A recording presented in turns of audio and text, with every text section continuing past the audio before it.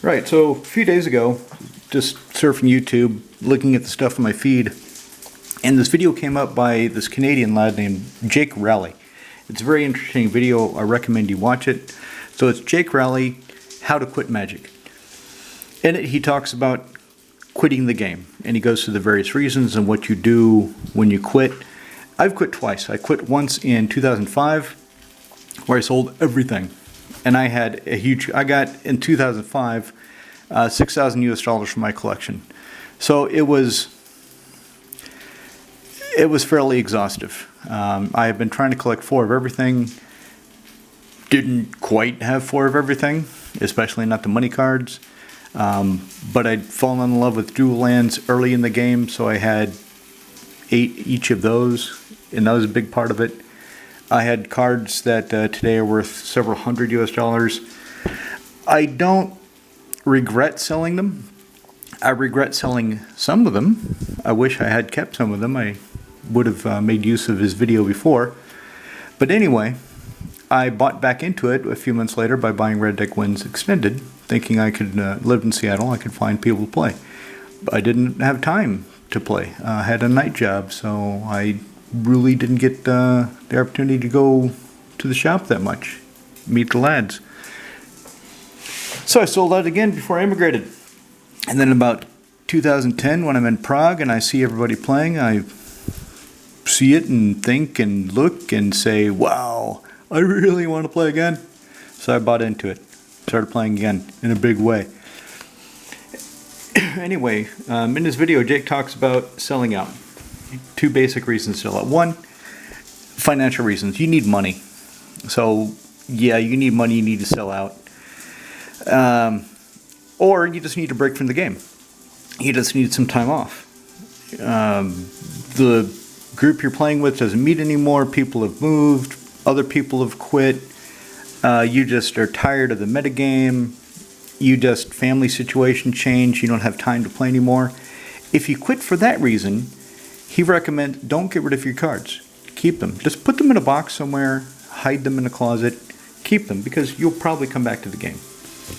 He also talked about the concept of a battle box. So when you're reorganizing your collection, drawing down, even if you sell off for financial reasons, you will have cards that are financially worthless.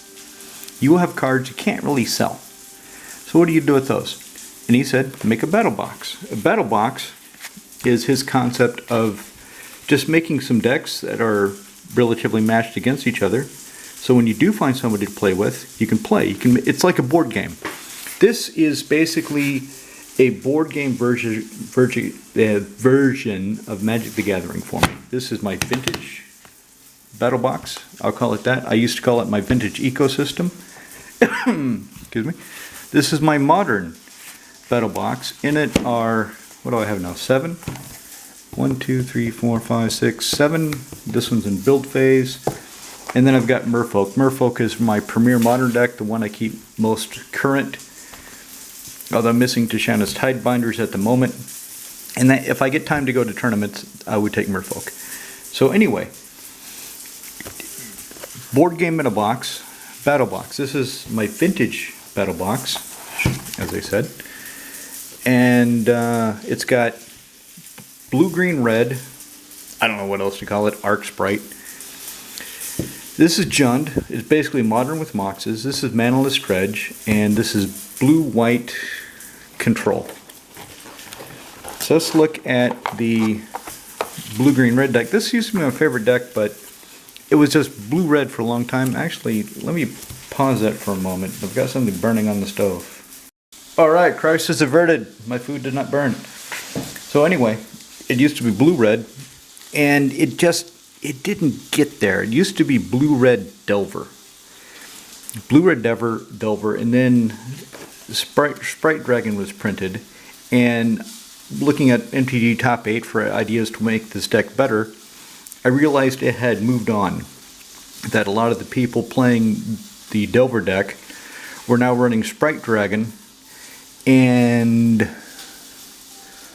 oh, what the hell is that dragon with Delve? There's a blue dragon with Delve.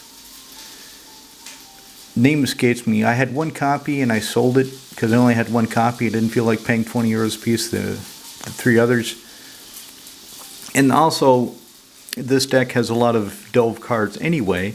So the more things I put in that have delve, like this, the more treasure cruise, the more competition is created for my graveyard. So if I annihilate my graveyard for treasure cruise, I don't have the cards to dig through time until I rebuild it again, until I fill my graveyard again with fetches and spells and stuff. Dreadhorde Arcanist, he likes to dig in my graveyard too. And there's 3 of them in the deck, so having that dragon, I can't remember the name of it, creates another more competition from a graveyard. So I put in the Sprite Dragons, and the deck got a little bit better, but it still wasn't quite there. It still didn't have that oomph. And let me say right now, everything you're seeing that you're going, oh my God, he's got Moxes, dual, Jesus Christ, I thought he sold out. Where the hell did he get the money for that shit? China. I got it from China. Everything you see, Force of Wills, everything you can see that's 50 euros or up for the most part is from China. They're counterfeit. That's the only way I can play vintage. And I would like to have the originals. A lot of the Chinese counterfeits, the art isn't, it's not quite as nice as I want it to be. Some of it is. That Force of Will looks pretty good. Tropical Island looks pretty good. The Taigas don't look good. Some of the other cards look like crap, like the Tarmogoyfs. All the Tarmogoyfs I've seen from China look like trash because they're too yellow or they're too indistinct. They just don't look good. Everything else, everything 50 euros or less, is authentic. So the fetch lands are authentic. I've been collecting for 14 years. So yeah, I have been building up some of the stuff, but not all of the dual lands. Everything in my EDH collection, everything in my modern collection, all of those are authentic. So if you see a dual land, if I'm showing you an EDH deck like Saskia, yeah, those are authentic, but I don't have very many of those, not many at all. This guy's authentic, and this is what I did to change the deck. So, used to have, I don't like the way this text box is, but I like the art a lot. I really like that. So, because I know what he does, I put up with the text box being a jumble of confusion. So, put in the Sprite Dragons, changed a few other things to make it better blue-red. And it still didn't feel, it still wasn't on par with my other decks. This was my worst deck, and I don't want to have a worst deck. I want to have all of them roughly equal. Now it's vintage, a degenerate format, so dirty things happen, and decks can just go off and explode. Or you get shit like, I was playing against a friend of mine, and he had Jund, and he goes, first turn, Black Lotus, sack Black Lotus, 3 black mana, Liliana of the Veil. Whatever creature you play on your turn, you're going to have to sacrifice on mine. Eat it. I'm like, oh, Christ. And I didn't have a Force of Will to stop it.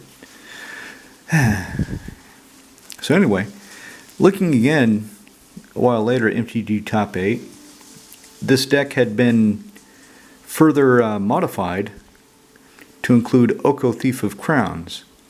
So it's got 2 Okos now, and it runs a lot better. It's got a lot more control elements, a lot more lines of play. And what I did, of my own volition, looking at another deck, there's a Tinker deck. Let's see, where is my Tinker? Yep, Tinker. So this is Banded Commander, for good reason. 2 and a blue. When you play it, sack an artifact. Go find an artifact, put it in play. Well, the deck that I saw, they're using Steel Wind Sphinx, Sphinx of the Steel Wind. Sphinx of the Steel Wind is a 6/6 for 5 blue, green, black. No, Esper colors. So black, blue, white. 5 black, blue, white. 6/6 flyer. It's basically a artifact chroma. Sphinx of the Steel Wind has lifelink, flying, trample, and I think vigilance. Well, I didn't have one, but I had him.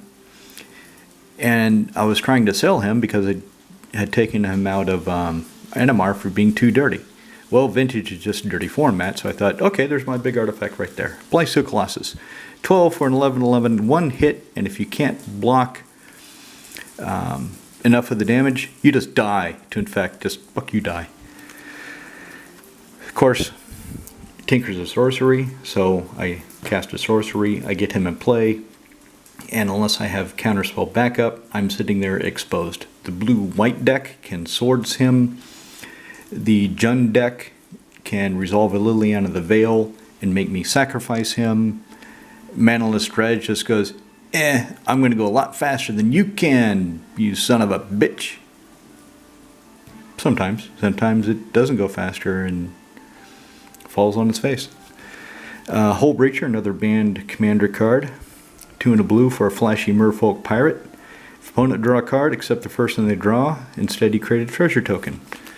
Well, with Dak Faden, where's Dak? I just showed him to you. There he is.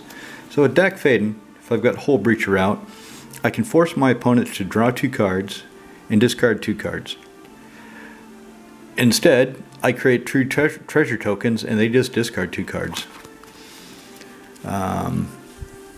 So it works pretty well.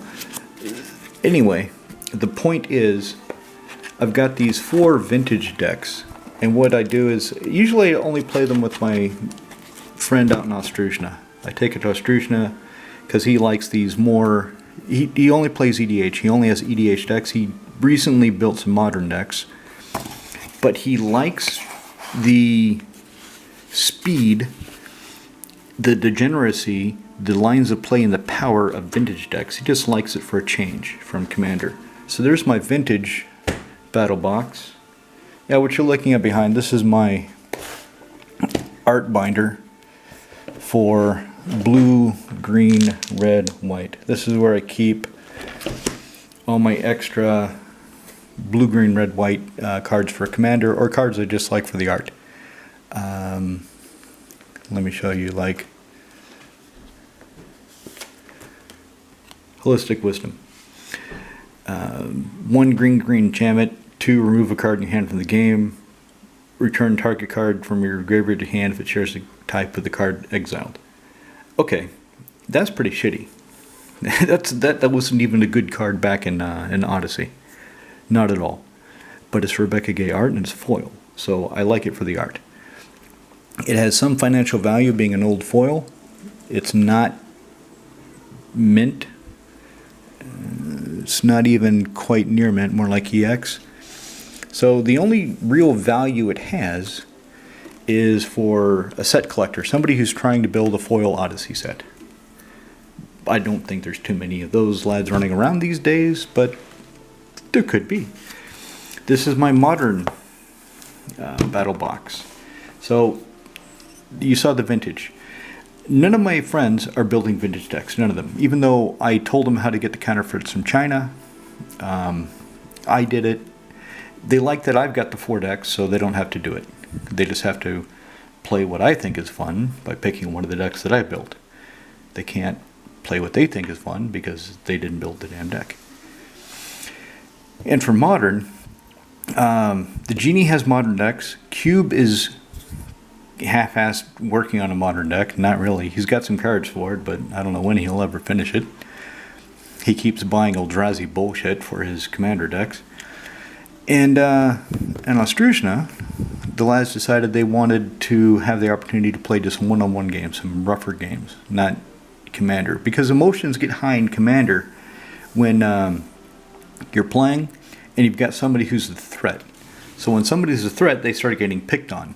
Even if they're not really the threat, if the perception is there, then sometimes emotions can run high, and I'm sure all of you have run into this before.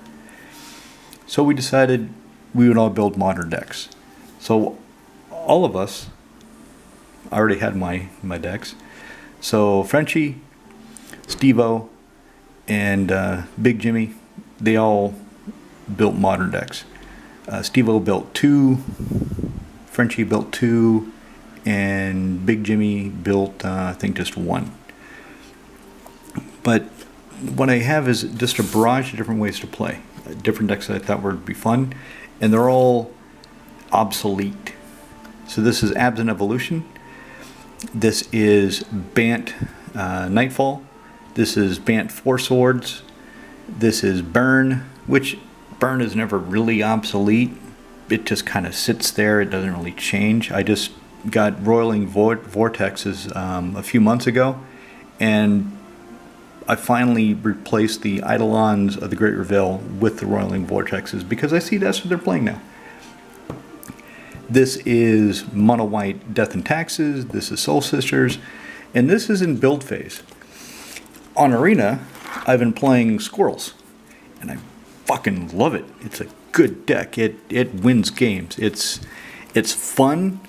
It's powerful. It has a lot of interesting lines of play, a lot of resiliency, and I decided I'm building it in paper.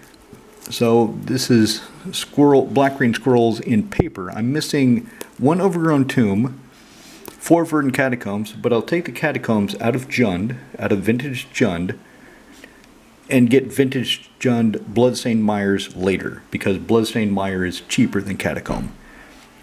So that'll be the 4 Catacombs. I'm missing 4 Chatterfang, Squirrel General. My daughter, I built the deck for her, thinking maybe I convince her to play if she has some cute squirrels to look at. It didn't work. She has 4 Chatterfangs in her deck, but she doesn't play it. So I'll just borrow her Chatterfangs for when I go to Struzhna. I also have 4 Woodland Cemetery. I designed the mana base so it wouldn't hurt me very much. So the only shock lands will be 2 Overgrown Tombs. You have my Cradle of Growth, which will give my opponents Forest, so I can Forest Walk them with Chatterfang. The 4 Woodland Cemeteries, because if the only non-swamp, non-forest land I have are fetches and Yavimaya Cradle of Growth, the Woodland Cemeteries are almost always going to come into play tapped unless I get really unlucky and I draw them. If I draw 2 Woodland Cemeteries, then I'm like, fuck. But anyway, so this has no place in the metagame. Nobody is top 8ing Squirrels. I just have so much fun with it on Arena that I'm building it, and I know it's going to do well in Struzhna. It's going to do well against these other decks because I know how to play it. I've been playing it so long in Arena. Anyway, it's got 3 Abrupt Decays. It's got 4 of these Ravenous Squirrels, and also in Arena I've been realizing lines of play that I didn't really fully compute. For example, Ravenous Squirrel, whenever you sacrifice an artifact creature, it gets bigger. Well, I have 1 Chitter Spitter because it doesn't do much. And when I sacrifice a squirrel to make all my other squirrels get +1/+1 for each acre encounter on Chitter Spitter, if I have any Ravenous Squirrel, they get bigger. I realized that in Arena. I'm like, wow, that's cool. Latest change. Put in 2 of these guys. 2 seems to be the right number. They interact with the squirrels, but they do not interact with the rest of the deck. For example, the Sylvan Anthem. Green creatures I control get +1/+1. Green. Well, he's not green, so he doesn't get +1/+1. He doesn't get bigger. All the other squirrels, every other squirrel I have in this deck is green or black-green. They get bigger, not him. We got some. So you saw the Abrupt Decays. I've got 3 go for the throat to remove creatures. This surprises the shit out of people in Arena because they'll kill my creature and I'll unearth it. And there's one game where I had all 3 in a couple of turns. So I unearthed. I think they killed Chatterfang, so I unearthed him. They killed him again. I unearthed him again. A couple turns later, they killed him again, and I had drawn my 3rd and final unearth.